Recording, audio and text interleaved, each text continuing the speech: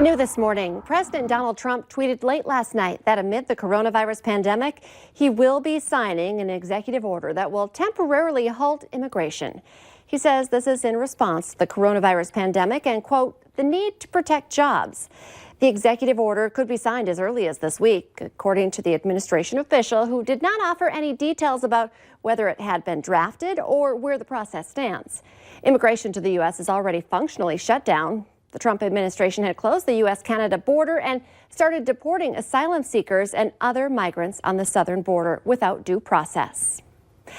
After a handful of workers at a Minnesota pork processing plant came down with COVID-19, health experts jumped into action. 33 workers at JBS pork processing plant in Worthington now tested positive for COVID-19. Union leaders say steps were underway to stop the spread, screening all workers, sanitizing, and slowing production. But eventually, officials urged JBS to close. JBS processes 20,000 hogs a day, so sitting idle will have a huge economic impact. How severe depends on how long this closure lasts. Worthington's city administrator says JBS is not only a major employer, it impacts farmers, feed mills, and other related industries. Meanwhile, Minnesota has a total of 2,470 positive COVID-19 cases, with 1,202 patients no longer needing isolation. There are 237 patients currently in the hospital, with 126 of them in the ICU. The death toll is now 143.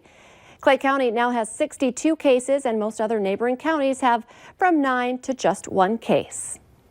In North Dakota, health officials reported 3 new COVID-19 deaths yesterday, bringing the total to 13.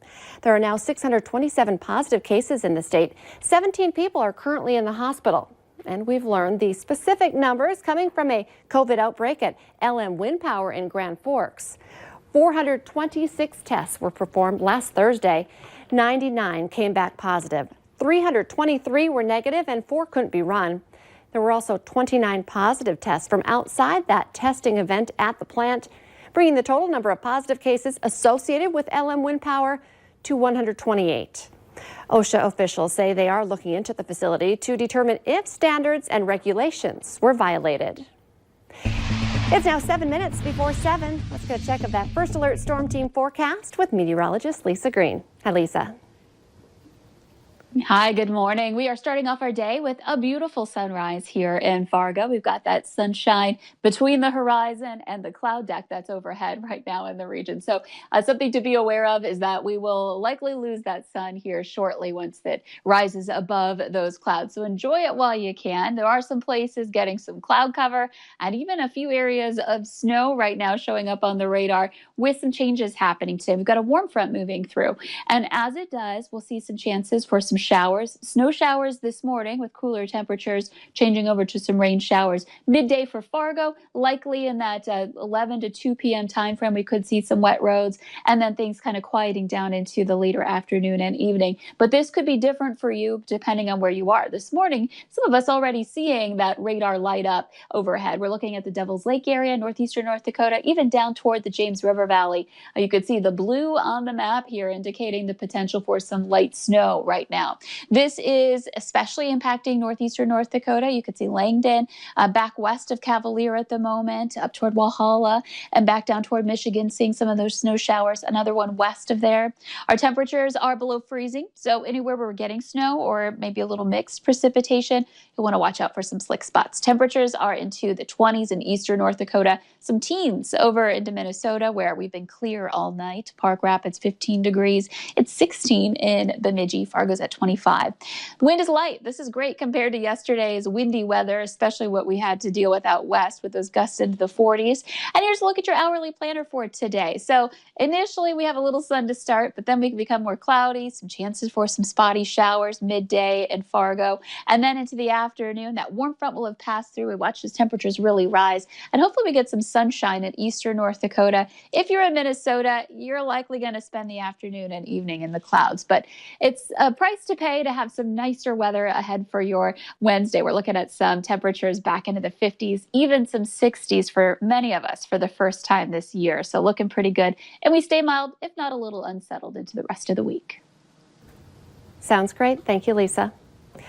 And also we have a traffic alert for you this morning. Striping of street and parking lanes will begin this morning on Cheyenne Street from Main Avenue West to 7th Avenue West. The project was rescheduled from yesterday after the day began with light rain. The work is expected to be done next week on Monday. And of course, remember, it is Tuesday, Taco Tuesday, and we want to remind you that the drive-thru is still open. New this morning, a driver was able to escape after their car ended up partially submerged in a creek over the weekend. Polk County Sheriff's deputies responded to the incident on a County Road 19 near 420th Avenue Southwest. That's just north of East Grand Forks. Police say the vehicle went off the road and was partially submerged in the Grand Marais Creek. The 21-year-old driver was able to get out of the car, luckily without any injuries. Prosecutors say a western Minnesota man admits he killed a 19-year-old woman before dismembering her body in his garage and then disposing of her in dumpsters outside of his apartment. A warning, these details are graphic and some may find them disturbing. 27-year-old Ethan Broad was charged yesterday in Clay County Court with second-degree murder without intent while committing a felony. His bail was set at $1 million. According to the complaint, Broad killed Destiny Avery, cut up her body with a saw, put the remains into garbage bags, and then dumped them in bins near his apartment. Broad told police he killed and dismembered Avery in self-defense. If he's found guilty, he could spend the next 40 years in prison. Local stores are getting creative when it comes to keeping their doors open, and that includes one popular FM area boutique. The Valley Today's Abby Furchner joins us live as she's visiting with the fashion experts at Leela and Lavender this morning. Good morning, Abby. Good morning, Lisa. I don't know if it's just me or if everyone else feels this way, but I feel like I've been doing a lot of online shopping and looking at those newest trends with the spring and summer weather coming out now. And that's why I'm here with Leela and Lavender. I'm here with Angie and Paige. And Angie, I just want to talk about some of the new arrivals that you guys have. What are you seeing that are coming to the stores that are really trending for the spring and summer? Yeah, we're seeing stars on sweatshirts, stripes on t-shirts, tanks and sweatshirts, as well as a lot of florals still coming in kimonos and blazers, some bomber jackets and dresses as well. Oh, I love just throwing on a dress. It's so easy, so simple. And then too, I know also that, tie-dye and graphic tees are definitely making a comeback too. Yes, tie-dye and graphic tees are definitely making a comeback. They're just great layering pieces. It's casual, effortless, and comfy to wear them with denim shorts coming up for summer because it is going to get warm eventually, or, wear all year round with your skinny jeans and underneath a jacket for sure, and then pair it back to our amazing Sorel sandals or sneakers or our vintage Havana sneakers that we showed in our previous segment. Yeah, and I want to talk about what you guys are doing right now because I think this is really cool, is that people can come to the store still and you'll run out their items to them in the car. Yes, so if you see something online at leelandlavender.com and you're local to Fargo, or you see something on our social media, you can give us a call at our Fargo store, 701-532-0505. On Monday, Wednesdays, and Fridays from 2 p.m. to 5 p.m. And you can place an order over the phone, and we do curbside pickup just like the restaurant. So we'll bring your bag, your purchase out to you. I love that idea. So simple, so easy, and still gives us an opportunity to get those latest trends in our closet because the warmer weather is here. So we'll be going outside soon, and we definitely still want to make a fashion statement. Love it. And I need a little retail therapy anyway. Abby Furchner reporting live for us this morning. Thank you. Let's get our answer now to our question of the morning on Facebook. A third of us have used duct tape on this. The answer, on a cut or wound. You know you've done it too.